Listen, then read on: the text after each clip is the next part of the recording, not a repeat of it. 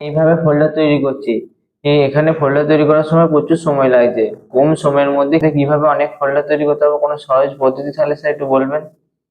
অবশ্যই একটি ট্রিক্সের মাধ্যমে তোমরা সহজেই কম সময়ে একাধিক ফোল্ডার তৈরি করতে পারবে। এটি করার জন্য নোটপ্যাডটি ওপেন করবে, নোটপ্যাড ওপেন করে যে নামে ফোল্ডার তৈরি করতে চাইছো সেই নামগুলো এভাবে এন্ট্রি করবে। অবশ্যই প্রত্যেকটি নামের আগে এমডি লিখবে। এমডি মানে হচ্ছে মেক ডিরেক্টরি, ডসের একটি কমান্ড। ডিরেক্টরি তৈরি করার জন্য এই এফডি কমান্ড ব্যবহার করা হয়।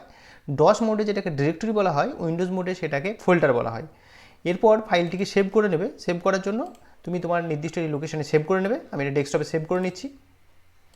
এখানে যে কোনো একটা ফাইল নেম দেবে, দেওয়ার পর ডট ব্যাট লিখবে। সেভ করে দেওয়ার পর যে জায়গায় ফাইলটি সেভ করবে ওপেন করে নেবে। আমি এটা স্টুডেন্ট নামে ফোল্ডারে সেভ করেছি, দেখো ওপেন করলাম। এটা ব্যাচ ফাইল, দেখো একটা ক্রিয়েট হয়ে গেছে। এটা একটা ব্যাচ ফাইল, এটা আইকন, ব্যাচ ফাইল ক্রিয়েট হয়ে গেছে। এবারে এই ফাইলের উপর ডাবল ক্লিক করবে। দেখো যতগুলো ওই ফাইলের মধ্যে নাম ছিল প্রত্যেকটা নামে একটা করে ফোল্ডার তৈরি হয়ে গেছে। তোমার যতগুলো তুমি নাম ওখানে এন্ট্রি করবে ততগুলো এখানে ফোল্ডার তৈরি হয়ে যাবে। এইভাবে কম সময়ে একাধিক তোমরা ফোল্ডার তৈরি করতে পারবে।